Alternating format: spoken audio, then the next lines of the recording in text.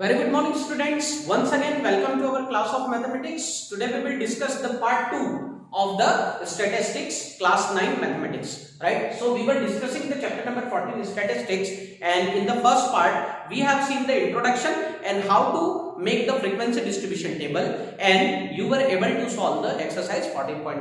And in this video we will see about the central tendency, right? The measure of central tendency, as I have written onto the board. Yeah, this is our topic today, right? So to understand the central tendency, what is the central tendency, right? Central tendency is the central value of the data, यानी आपके पास किसी भी तरह का data हो, group data हो, ungroup data हो, उसका जो सेंट्रल वैल्यू होता है उसको हम सेंट्रल टेंडेंसी कहते हैं। इस बात का मतलब आपको धीमे धीमे ग्रेजुअली समझ में आ जाएगा जब आप इसको करने लगेंगे, राइट? तो हम इसको समझने के लिए एग्जांपल नंबर 10 लेंगे। यहाँ पर हम तीन तरह की सेंट्रल टेंडेंसी की बात करेंगे। सबसे पहले हम यहाँ पर बात करेंगे मीन की, उसके बाद मोड, एंड देन फिर हम सीखेंगे मीडियन के बारे में, right? So one by one इस पोर्शन को कवर करते जाएंगे। So first of all, to understand the mean that we take the example number 10। Mean को यहाँ पर एवरेज भी कहा जाता है। तो हम यहाँ पर जो हमारे पास डेटा है उसका हम एवरेज या तो मीन वैल्यू निकालेंगे, राइट? कैसे निकालेंगे? डेटा हमारे पास यहाँ पर क्या दिया हुआ है?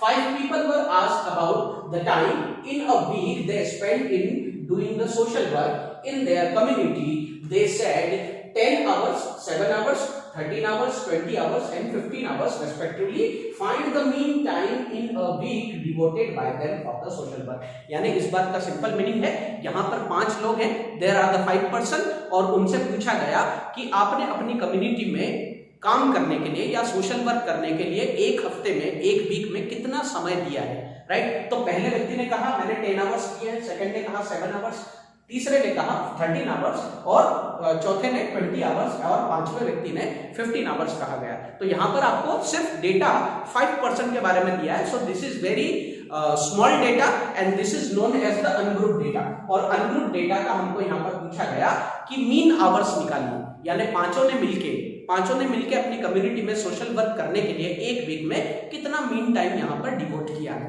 राइट? तो इसका फॉर्मूला हम देख लेंगे। सबसे पहले मीन को हम यहाँ पर x बार के फॉर्म में रिप्रेजेंट किया जाता है, that is the symbolic representation of the mean, and mean is also called the average, right? तो हम क्या करते हैं इसके लिए? सम ऑफ ऑल द ऑब्जर्वेशन। तो यहाँ पर आप देख रहे हैं हमारे पास 5 ऑब्जर्वेशन है ऑफ द 5%, राइट? 5 पर्संस की 5 ऑब्जर्वेशन है, तो उन सभी का हम यहाँ पर क्या करेंगे? एडिशन कर देंगे, and it is divided by the number of observation. Total number of observation हमारे पास 5 है, बिकॉज देयर इज द 5%, और सबको ऐड करने के बाद हम इसका टोटल जो होगा 65, उसको हम 5 से डिवाइड कर देंगे।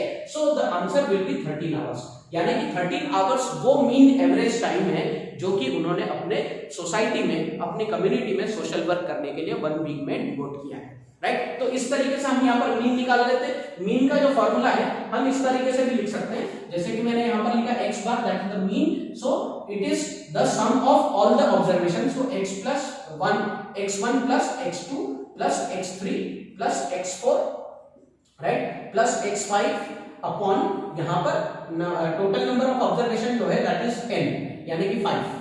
यहाँ पर हम टोटल नंबर ऑफ पर्सन कितने? 5 है, तो जितनी नंबर ऑफ ऑब्जर्वेशन होंगी उसी से हम यहाँ पर, तो इस तरीके से भी हम फॉर्मूले को लिख सकते हैं, या फिर सिंपल तरीके से आप इस तरीके से लिख सकते हैं। दोनों ही तरीके आपके बिल्कुल सही है, right? After doing the example number 10 we will see the example number 11, right?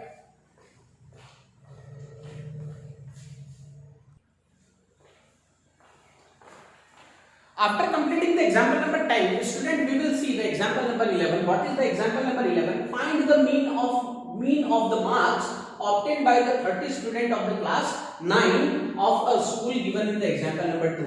Example number 2 हम फर्स्ट क्लास में देख चुके हैं, फर्स्ट पार्ट में देख चुके हैं, तो वो एग्जाम्पल नंबर 2 आप अभी टेक्स्ट बुक में से देख सकते हैं। तो वहां पर आपको कहा गया है कि उस डेटा के अंदर आपको जितनी भी ऑब्जर्वेशन दी है उनका आपको क्या निकालना है? मीन निकालना है, राइट? मीन मार्क्स निकालना है। तो यहाँ पर हमने देखा था कि मीन का फॉर्मूला होता है x बार, और यहाँ पर x1 से लेके x30, यानी हमारे पास टोटल स्टूडेंट कितने थे? 30 स्टूडेंट थे। आपको अगर याद आ रहा होगा तो यहाँ पर आप टेक्स्ट बुक भी देख सकते हैं। तो टोटल नंबर ऑफ स्टूडेंट यहाँ पर हमारे पास 30 है, और उन 30 स्टूडेंट को यहाँ पर जो मार्क्स मिले थे वो मैंने यहाँ पर आपके लिए लिखे हुए। और अगर इन सभी मार्क्स को जोड़ दिया जाए, so we will get the total number that is 1179, and if we put this value onto here, right? So if I divide by it 30, so I will get 59.3. So 59.3, that is the mean marks obtained by the 30 student of the class, यानी कि 59.3 ये हमारे average marks हैं जो कि उस class में 30 student को मिले थे।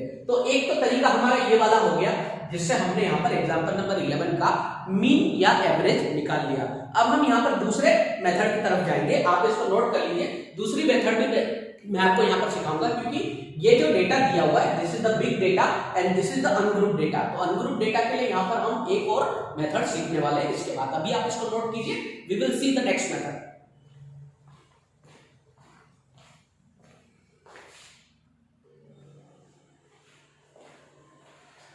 Now students, we will see the another type of solution of 11 number example, right? यहाँ पर हमको 30 स्टूडेंट है और 30 स्टूडेंट के मार्क्स जो दिए हैं वो इस तरीके से हमको टेबल में दिए हुए थे, जो हम एग्जांपल नंबर 2 में ऑलरेडी कर चुके हैं। यहाँ पर हमारे पास फ्रीक्वेंसी भी हमने निकाली थी, तो ये डेटा भी आपके पास रेडी है। अब करना क्या है, इस डेटा को हम जनरली हम मार्क्स को xi कहते हैं और इसको कहते हैं फ्रीक्वेंसी। तो फ्रीक्वेंसी को यहाँ पर हमने fi से यहाँ पर डिनोट किया हुआ है। तो यहाँ पर आप जो मार्क्स देख रहे हैं ये जनरली कौन सा डेटा है, that is the ungroup data. तो इसका यहाँ पर कैलकुलेशन करना बहुत आसान है। हमको यहाँ पर करना क्या है, we have to make the third column which is known as the FIXI।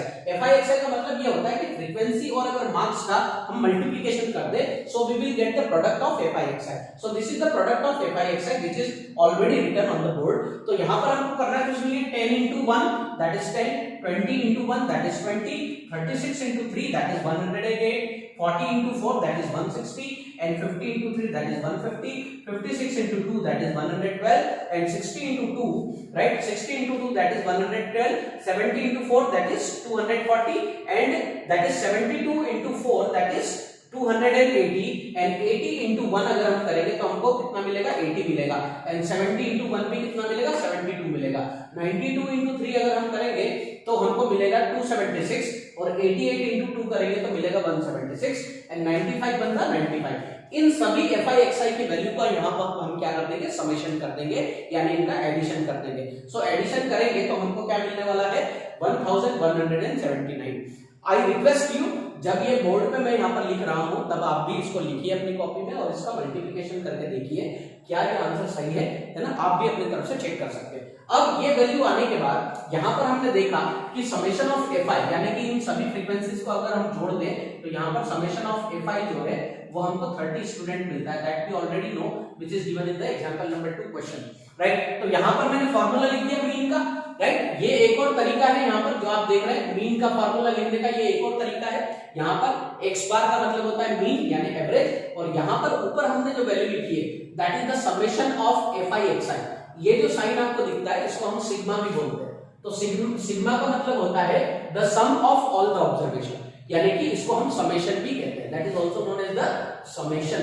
और समेशन का मतलब मैथमेटिक्स में एडिशन होता है, यानी जितनी भी ऑब्जर्वेशन है उनका अगर हम एडिशन करते हैं, यानी हमारे पास ऑब्जर्वेशन कौन सी आ गई, ये वाली आ गई FIXI, और उनका अगर हम सम कर दें सो वी विल गेट 1179। तो इसको हम इस तरीके से भी लिख सकते हैं। यहाँ पर ये जो n आपको दिख रहा है that is the number of observation, and I is equal to 1, यानी the observation which is starting with the minimum limit that is the 1, right? And here the summation of FI that is equal to 30, and this value is divided by 30, and we will get the same answer that we have got into the previous method, right? 59.3। हम अगर इस question को उस method से करें या इस method से करें, दोनों में ही हमको आंसर जो है वो सेम ही मिलने वाला है। तो आपको जो मेथड सुटेबल हो वो आप एग्जाम में यहाँ पर कर सकते हैं मीन निकालने के लिए। दोनों ही मेथड आपकी बुक में दी हुई है। मेरा काम ये था कि दोनों ही मेथड आपको सिखाना, तो मैंने दोनों ही मेथड आपको सिखाने की यहाँ अच्छे तरीके से कोशिश की है। आप दोनों में से कोई भी मेथड एग्जाम में कर सकते हैं, right. And after completing this example we will see the next example, that is example number 12।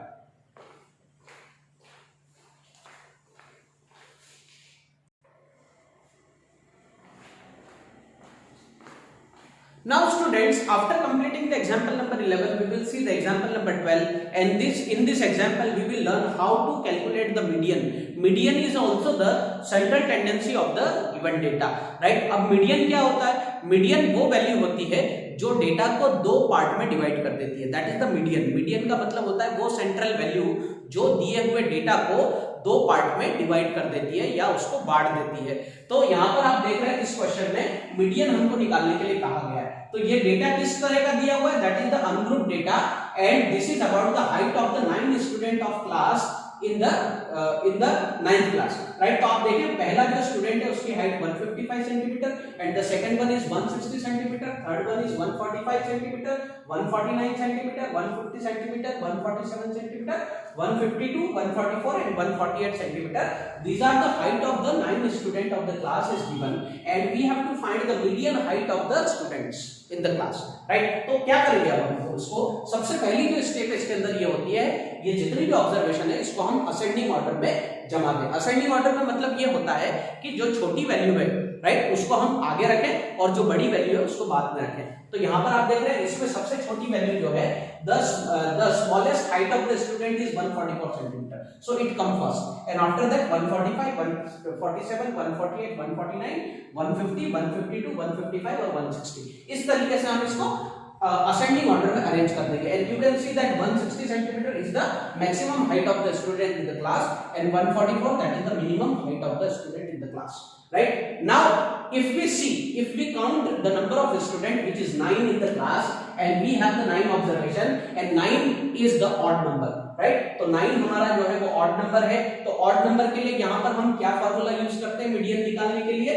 The formula is n plus 1 upon 2, that is only for the odd number। अगर यहाँ पर हमारे पास even number होते हैं तो हम उसके लिए दूसरा फार्मूला यूज करेंगे जो कि हम नेक्स्ट एग्जांपल में देखने वाले हैं। अभी इस फार्मूले में आप ये याद रखेंगे कि अगर हमारी नंबर ऑफ ऑब्जर्वेशन 9 है तो 9 जो है वो एक ऑड नंबर होता है और ऑड नंबर के लिए हम n plus 1 upon 2 formula use करेंगे।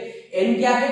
n is the number of observation here and 9 plus 1 upon 2 कितना हो जाएगा? 9 plus 1 कितना होता है? 10 होता है और 10 को हम 2 से डिवाइड करेंगे, we will get the fifth student। यानी कि इस 9 स्टूडेंट में से हमको यहाँ पर असेंडिंग ऑर्डर में से 5th स्टूडेंट का काउंट करना है। So this is the first student, second, third, fourth and fifth, यानी कि 149 centimetre that is the median height of the class. यानी कि 149 वो स्टूडेंट है जो 5th नंबर पे है क्लास में, तो ये हमारा मीडियन होगा। और अगर इस सेंट्रल टेंडेंसी को अगर हम देखें तो यहाँ पर इस डेटा को इस ऑब्जर्वेशन ने इस डेटा को दो पार्ट में डिवाइड कर दिया, एक पार्ट ये हो गया और एक पार्ट ये हो गया, right? So this is the reason it is known as the median.